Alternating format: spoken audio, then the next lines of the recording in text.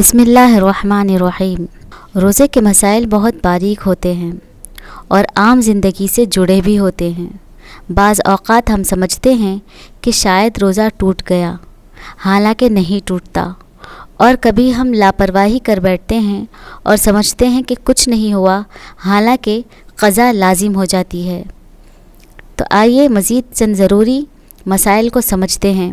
اگر کسی نے روزے کی حالت میں منہ میں پانی لے کر کلی کیا اور وہ پانی حلق سے نیچے اتر گیا تو اگر یاد تھا کہ روزہ ہے تو روزہ ٹوٹ جائے گا اور صرف قضا لازم ہوگی۔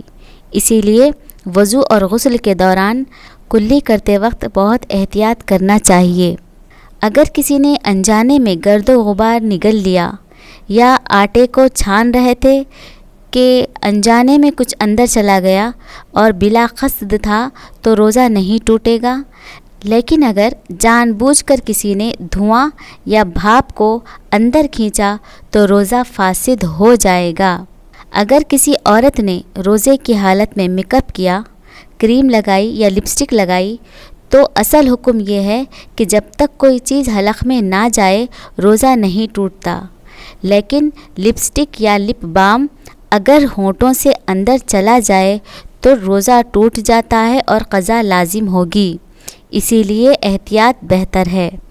اگر کسی کو تھوک کے ساتھ بلغم آیا اور اس نے نگل لیا تو روزہ نہیں ٹوٹتا کیونکہ وہ اندر ہی سے آیا ہے، لیکن اگر بلغم منہ تک آ گیا اور باہر نکالنے کی قدرت تھی پھر بھی جان بوجھ کر نگل لیا تو مکروہ ہے، اگرچہ روزہ برقرار رہتا ہے۔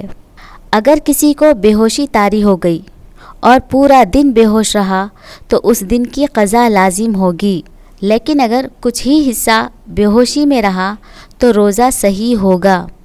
اگر کسی نے روزے کی حالت میں خون کا ٹیسٹ کروایا یا خون دیا تو روزہ نہیں ٹوٹتا، البتہ کمزوری کا اندیشہ ہو تو احتیاط کرنا چاہیے۔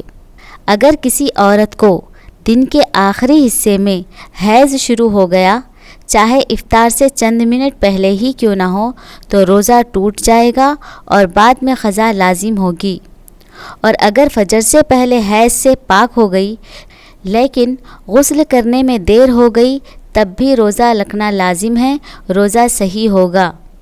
اور یہ تمام مسائل حضرت مولانا مفتی شوکت ثنا صاحب کی تحقیق شدہ مرتب کیے ہوئے ہیں۔